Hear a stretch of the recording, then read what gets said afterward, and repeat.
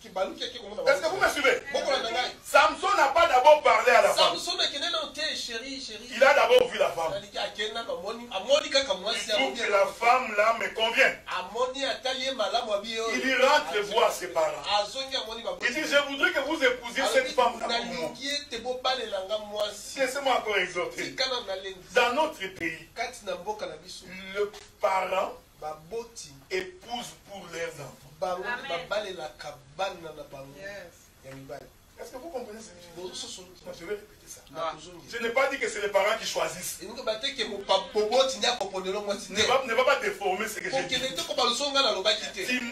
Samson a vu, mais il dit à ses parents d'aller épouser pour lui. Donc quand tu veux te marier, il faut que tu engages tes parents dans ces mariages. C'est ça l'évangile. Ce n'est pas le mariage de Las Vegas. Vous vous êtes réunis vous deux. Vous allez vous deux même à la mairie. Vous finissez vos histoires vous deux. Et vous venez nous dire que vous êtes mariés. Pour nous, ce n'est pas un mariage. Donc le parent doit valer. Je voudrais même donner une exhortation. Si tu as des garçons, il faut commencer à préparer l'argent pour que toi, les parents, tu donnes l'argent de la dot. Parce que la dot de Isaac, c'est Abraham qui avait donné. Ça, c'est dans l'exhortation. Mais nous comprenons que dans la profondeur de l'écriture, c'est Jésus qui nous a rachetés, mais c'est le Seigneur Dieu qui a pourvu. Ses parents disent à Samson, Samson, nous, on n'épouse pas des étrangers. Tu n'as pas vu des femmes ici en Israël pour que tu ailles prendre une étrangère. Je vous informe que c'est celui qui avait des longs cheveux. Celui dont il est question ici, c'est celui qui avait des longs cheveux. Est-ce que vous me suivez, frère? Oh! Delilah est une étrangère. La Bible dit que les parents ne comprenaient pas que c'est Dieu qui a poussé Samson. Qu'est-ce que c'est cette histoire? C'est l'amour d'un juif avec une étrangère. Ce mariage-là est une prophétie de Jésus-Christ qui est juif, mais qui vient nous épouser, nous qui sommes des étrangers. Est-ce que vous me suivez, frère? Il a abandonné sa famille. Il a abandonné Israël. Il va chez les nations. Mais écoutez, frère, quand il arrive pendant le voyage, quelque chose d'extraordinaire se passe. Samson, pendant qu'il venait avec ses parents, je ne sais pas qu'est-ce qui s'est passé. La Bible dit qu'il s'est retiré. Il croisa un lion. Il déchire le lion. Il continue le voyage. En retour, il dit, je vais aller voir qu'est-ce qui s'est passé dans ce lion. Il vient, il ouvre comme ça. Frère, il faut retenir ce que je dis. Il regarde comme ça. Je suis en train d'expliquer la chevelure. J'explique la chevelure. Il regarde comme ça. Il trouve le miel dans les lions. Oh, les lions, c'est un animal fort. Les lions, c'est le roi. Ce n'est pas le roi que tu regardes au film, non. C'est ce que Dieu a dit dans Judas. Genèse chapitre 49. Il dit, Judas, tu es un lion. Donc toi, tu seras le roi de tes frères. Donc les lions, c'est un roi. Or le roi, c'est celui qui est fort. Je suis tout excité. Parce que je suis en train de voir les fenêtres. Samson, c'était un homme très fort. Mais jusque-là, Les Philistins ne comprenaient pas d'où venait la force de Samson. Mais pourtant la force de Samson était dans ses cheveux. Est-ce que vous me suivez? Donc Samson, c'était un lion. Bon.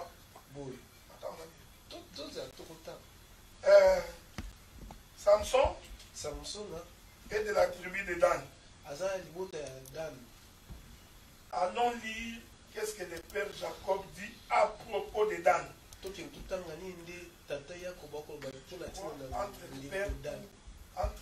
Entre Jacob et Moïse, l'un d'eux est en train de parler.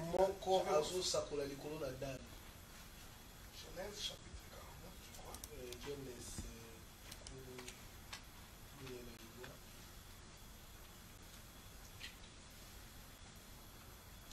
Souffrez, hein? Parce que ce sont des écritures, il faut qu'on lise pour qu'on avance bien.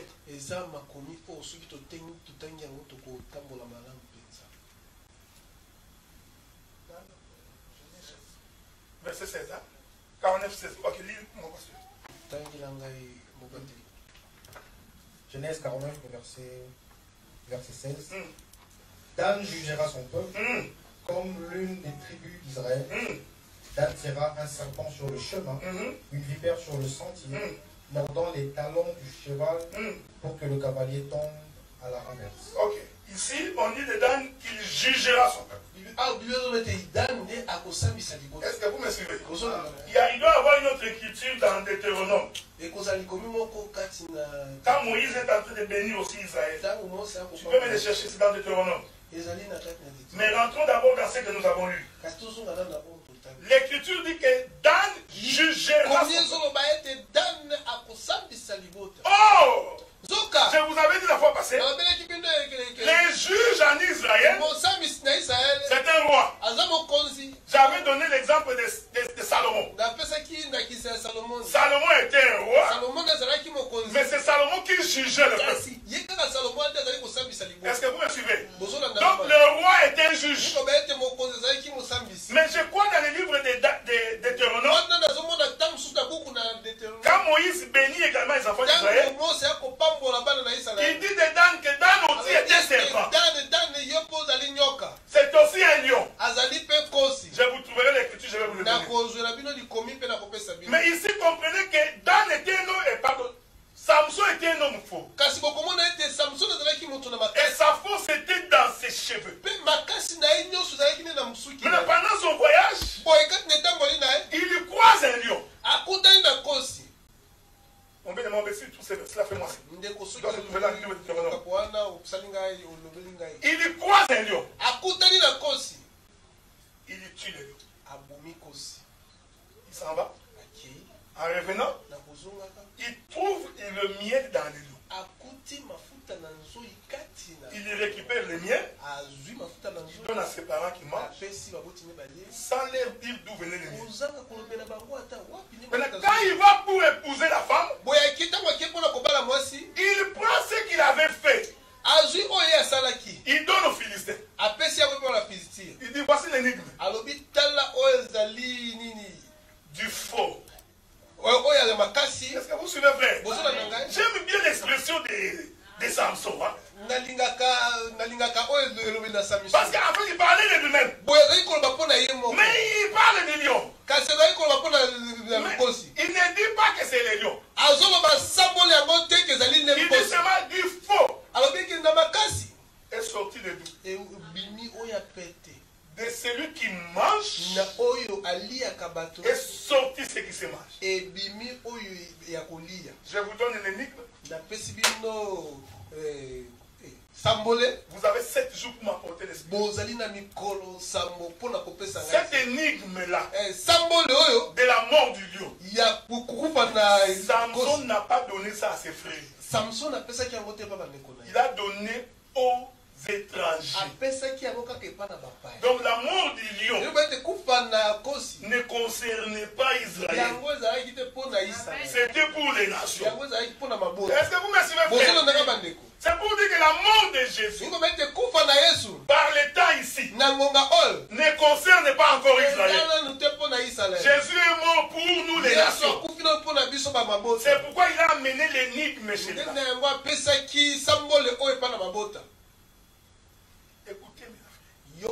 Pour avoir l'explication, les Philistins sont allés consulter sa femme. En d'autres termes, je saute des étapes, il y a beaucoup de choses à dire. L'explication de la mort du lion et du miel était cachée dans la femme. Est-ce que vous me suivez? Donc, Samson a pris la révélation. Il donne l'explication à son épouse. Dans tous les pays d'Égypte, celui qui avait l'explication de l'énigme de Samson, ce n'était que la femme de Samson. C'est pourquoi nous disons l'explication de l'écriture, l'interprétation de la Bible. Dieu n'a pas donné ça à tout le monde. Il n'a donné qu'à son épouse. Est-ce que vous me suivez, frère? Donc, il y avait beaucoup de femmes philistines. Mais celui qui connaissait les secrets de la mort du lion et de la résurrection du miel, il n'y avait que sa femme. C'est ce que cela nous ramène aujourd'hui pour dire que celui qui comprend Jésus, c'est seulement son église. Le monde ne peut pas comprendre Jésus. Parce que Dieu a caché les mystères à ses gens.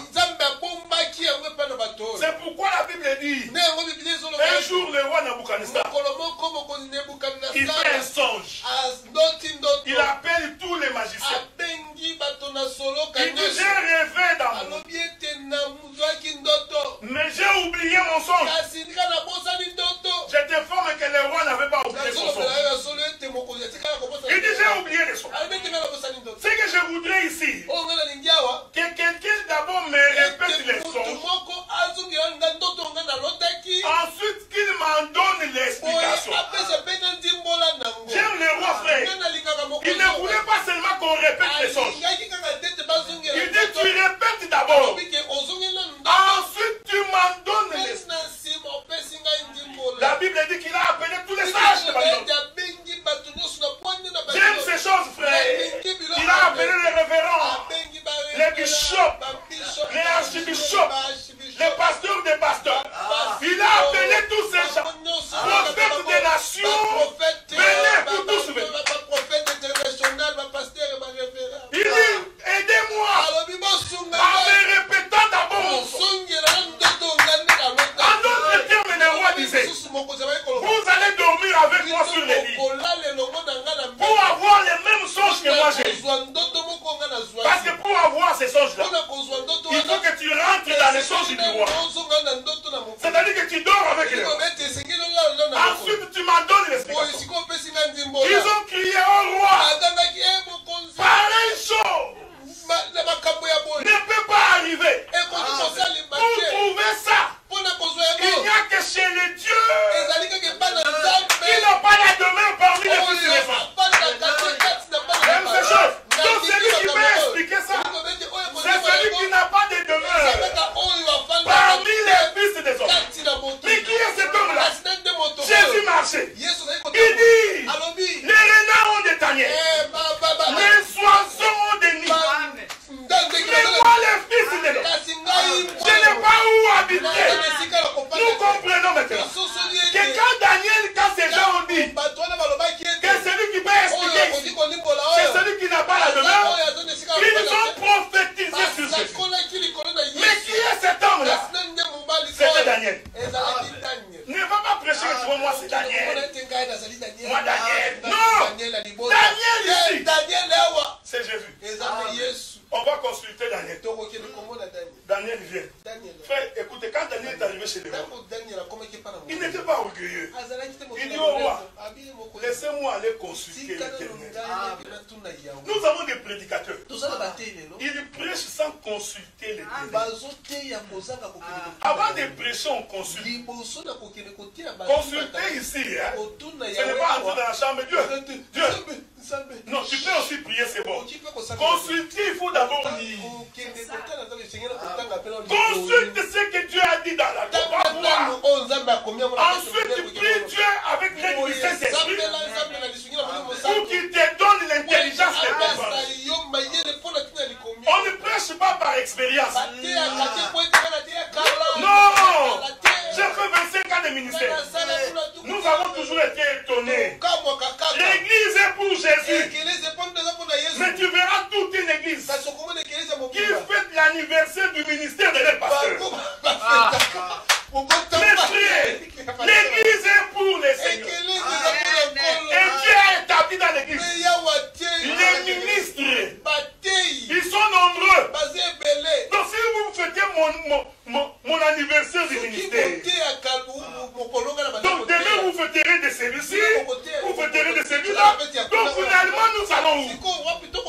C'est pourquoi l'Écriture dit mieux vaut la fête d'une chose que cette souffrez. Les églises qui fêtent les ministères et les pasteurs d'anniversaire, ils sont en dehors de la volonté de Dieu. Dieu n'est pas dans ces choses, frère. L'église est pour les seigneurs. C'est pourquoi Daniel consulte. Il rentre maintenant chez les rois. Il dit au roi, voici ton son. Il répète d'abord. C'est ce que nous disons. Tu lis d'abord l'écriture. C'est ça, répéter les songes du roi. Il répète, roi, tu as rêvé ça. Pendant qu'il répétait, le roi aussi se souvient en même temps. C'est ça Deutéronome. Deutéronome veut dire répéter. On répète pour qui? Pour ceux qui sont nés dans les déserts. Parce que ceux qui étaient sortis, ils avaient déjà la loi sur Sinaï. Ils connaissaient la loi. Mais dans la marche, il y a des enfants qui sont nés. Ils n'ont pas assisté à la lecture de la loi. C'est pourquoi Moïse va les arrêter. C'est ça les livres de Deutéronome. On répète maintenant pour que ceux qui sont nés aussi dans les déserts puissent aussi comprendre ces choses. Oh, qui sont nés dans les déserts, c'est nous. Nous sommes nés dans le monde. Est-ce que vous comprenez? Voilà pourquoi les ministères doivent d'abord nous répéter. Un prédicateur ne prêche pas les choses qui sont dans sa tête. Il vérifie d'abord avant d'ouvrir sa bouche. Il vérifie. Il ouvre sa bouche. Il répète les songes. Ensuite, il dit au roi, maintenant en voici l'explication. Donc on répète, on donne une explication. C'est ce qui est arrivé maintenant. Les gens sont allés consulter la femme. Et la femme a donné l'explication. Qui a donné l'interprétation? C'est Samson. Il n'a pas donné à toutes les femmes. Il ne faut pas être miséricordieux. Il y a des gens, quand nous disons que Dieu nous a donné la parole, ça les énerve. Pourquoi ça t'énerve? Mais si Dieu t'a privé la parole, si t'a privé la révélation, quel est mon problème? Moi j'ai toujours dit ceci, frère. Si deux personnes vendent le pain et que l'autre vend, l'autre ne vend pas, c'est pas la faute du vendeur, c'est la faute de celui qui envoie les clients. Pourquoi ton cœur est merdique quand je dis que c'est la révélation? Pourquoi ça t'énerve? Mais prie Dieu qui te les donne.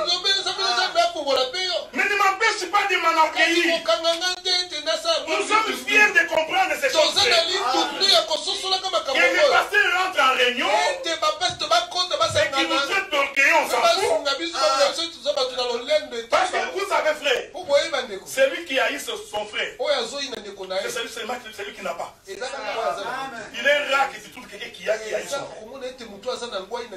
Donc si tu n'as pas demandé à celui qui donne. Nous disons que Dieu n'a pas donné la révélation à tout le monde. Il n'y avait que cette femme-là que Samson avait aimée. En d'autres termes, l'amour consiste à ce que l'homme se révèle. Un homme qui ne se révèle pas, il n'est pas amoureux. Amen. L'amour, c'est la révélation. Vous voyez comment c'est bon. Donc pourquoi nous disons que Dieu nous a aimés? Parce qu'il ne nous a rien caché. Il dit Père, je n'ai rien fait tout connaître. Je n'ai rien caché. Donc je vais connaître à ces gens les noms de l'Éternel. C'est ça l'amour de Jésus pour nous. Frère, si tu n'as pas la révélation, Dieu ne t'aime pas. Il faut pleurer. Si tu n'as pas la révélation, même si tu vas dans une église, en fait, Dieu t'a privé son amour. Donc prie Dieu pour qu'il puisse t'aimer. Dieu aime-moi, aime Dieu non. Dieu dit seulement, éternel Dieu, j'ai besoin de ministres qui expliquent ces choses pour que je puisse m'approcher de toi. Je vais finir dans 5 minutes. Parce que j'ai dit j'ai un mois pour parler de ces choses.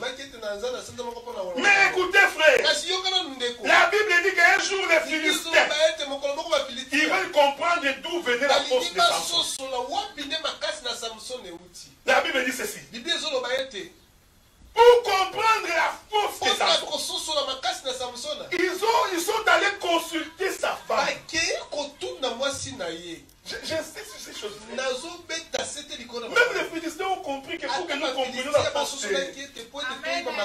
on va demander à la femme. Frère, la faiblesse de l'homme, c'est sa femme.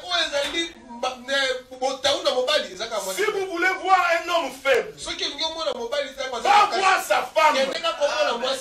C'est tout un mystère. En fait, dans la femme, Dieu a pris toute la force de l'homme. Il l'a mis dans la femme. C'est comme ça que tu verras que l'homme devant sa femme, elle s'incline toujours. Amen. Je répète ça, frère. Ne sois pas têtu comme un mungala. La faiblesse de l'homme. Si tu veux voir un homme faible, il faut voir sa femme. Touche à la femme de quelqu'un. Tu verras comment il va perdre le contrôle. Vous savez pas pourquoi? Parce que toute sa faiblesse est dans cette femme-là. Drague la femme d'autrui. Tu ne croiras pas que c'est un frère. Tu ne croiras pas. C'est pourquoi un homme, dès qu'on commence à draguer sa femme, tu verras que son cœur, il ne peut pas dormir. Mais frère, maîtrise. On peut tout dire, mais pas ma femme. Amen. Est-ce que vous comprenez ça, frère? Ici, je suis toujours en train de marcher pour expliquer la chevelure. Parce que vraiment, si tu ne comprends pas cet enseignement, c'est que la révélation t'échappe. Mais Samson était fort. Je vous rappelle que et sa force, c'était sa chevelure. Ce n'était pas le muscle. Non, ce n'est pas parce qu'il avait des 6 barres de chocolat. Non, la force de Samson. Il n'a même pas fait les pompages. Samson n'est pas allé dans une salle de sport pour taper les Philistins. Mais moi, je peux aller faire un petit sport pour que je sois fort. Mais la force de Samson venait de ses cheveux. Mais la Bible va interpréter les cheveux de Samson. Donc, la force de Samson était dans ses cheveux. Mais il est allé faire quoi chez les Philistins? Parce qu'il voulait donner ses cheveux. C'était ça le problème de Samson. Les Philistins posent la question. D'où lui vient toute sa force? si nous avons nous-mêmes, cet homme ne dira jamais. Qu'est-ce qu'on va faire? On va aller vers la femme qu'il a aimée. Cet homme, il a laissé les Juifs. Il veut prendre les Philistines. Il l'aime trop. Allons voir sa femme. Trouve-nous d'où vient sa force. La femme aussi vient. Là, vous savez, frère, laissez-moi taper de l'autre côté. La femme n'est pas venue. Bon, toi, dis-moi, d'où vient ta femme? Je suis ta femme. Dis-moi d'où vient ta femme. Lisez les textes, frère. La femme venait doucement. Amen. Mais avec beaucoup de sagesse. Et Samson. Dis-moi, Samson dit, si tu prends cette corde, tu lis cette chose, je deviendrai comme un homme. La femme, je vais exaucer. Et la femme peut t'empoisonner. Yes. Yes. Faut faire attention. Amen. Amen. Parce que tu as fumé ta vie dans les mains d'une femme. Faites attention. La femme lit. Samson! Les Philistins sont sur toi. Samson sursaute. Si c'était toi, les foufous, je ne prépare plus. Tu as menti. Tu dis des choses qui ne sont pas vraies. Non! Il est encore rentré. Vous savez, il y a des femmes qui pensent que quand il va hausser la voix, non, quand il hausse la voix, il a raison. C'est une mauvaise manière. J'ai toujours dit que ça, c'est moi qui dis. Ne me demandez pas encore le verset. Les militaires peuvent tuer un civil pour la honte. Il a l'arme, il ne voulait pas tuer. Mais à force que le civil parle, ça c'est moi qui dis. Donc la femme doit parler avec douceur. Parce que l'agressivité ne résout rien. La Bible dit que la troisième fois, la femme va répéter les termes que Samson avait utilisés quand il avait aimé. Il dit, si tu m'aimes vraiment. Est-ce que vous comprenez ça? C'est pourquoi je vous avais dit que c'est la femme qui demande à l'homme s'il aime. Il dit, si tu m'aimes vraiment. La Bible dit que c'est alors que Samson ouvrit son cœur. Il dit à cette Philistine étrangère. Il dit ceci. Il dit, depuis que je suis né, le rasoir n'est jamais passé sur ma tête. J'aime ces choses. La Bible dit que la femme va récupérer Samson. Il mit sa tête sur sa cuisse. Pendant qu'il était en train de caresser Samson. Samson s'est endormi. J'étais fort mais que Samson ne dormait pas. Parce que c'est Samson lui-même qui a donné les secrets. C'est ce que Jésus dit. J'ai le pouvoir moi-même de donner ma vie et de la récupérer. Donc c'est Samson lui-même qui avait décidé, à cause de l'amour, de livrer les secrets de Samson. La Bible dit, pendant que la femme met la tête de Samson sur sa cuisse, il y avait un homme en embuscade dans la maison. Donc dans cette maison-là, il y avait quelqu'un en embuscade. Donc, non, qui attendait. Est-ce que vous comprenez ça, frère? Je ne voudrais pas entrer ici parce que cet homme-là, c'est le souverain sacrificateur. Mais on va en parler une autre fois. Il prend les rasoirs. Cheveux. Délit la récupère les cheveux. Est-ce que vous comprenez? La force de l'homme a été récupérée. Nous expliquons maintenant les mystères du royaume. L'église est devenue forte parce qu'elle a récupéré la force de Jésus. Suivez-moi bien. C'est maintenant que je suis en train d'expliquer les cheveux. Oh, comment avons-nous récupéré la force de Jésus? C'est par sa mort.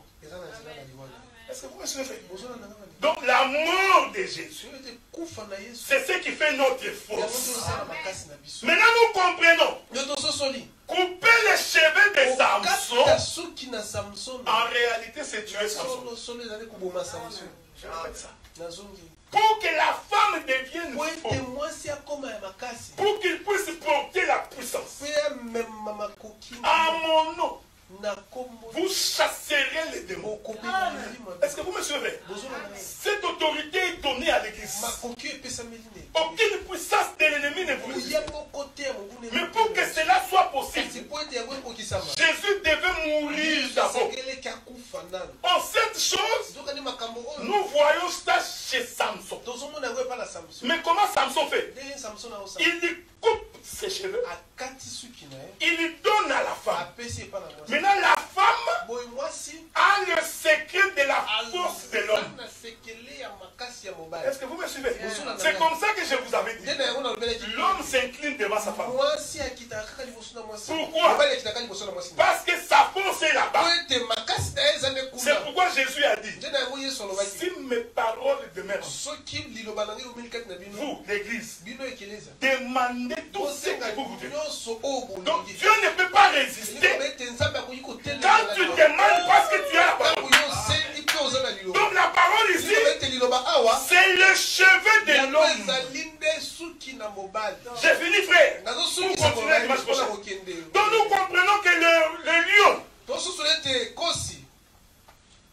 qui marchait, en réalité c'était un homme fort. Mais il va être tué pour qu'on récupère la douceur. C'est ce que Dieu a fait avec Adam. Pendant que Adam marchait dans le jardin, Dieu dit qu'il n'est pas bon que l'homme soit seul. En d'autres termes, Adam avait ses cheveux. Est-ce que vous voyez ça? Donc quand Adam marchait seul, c'est pourquoi nous vous avons toujours dit qu'Adam ne pouvait pas pécher. Tant qu'il ne pouvait pas. Tant que Ève n'était pas encore manifestée. Parce qu'Adam était un homme fort. Donc il avait toute sa puissance. C'était les lions dans les jardins. Mais Dieu décide de le faire tuer. Je veux que vous reteniez ça. Parce que tuer Adam, c'est couper les cheveux d'Adam. Je donnerai les écritures le dimanche prochain. Donc Dieu décide de tuer Adam. Pourquoi Dieu tue Adam? Pour que la femme soit manifestée. Donc en d'autres termes, tout frère célibataire, il a beaucoup de cheveux. Tout frère célibataire. Quand tu vois un frère avec beaucoup de cheveux, comprends ça qu'il est célibataire. Tu n'as pas compris?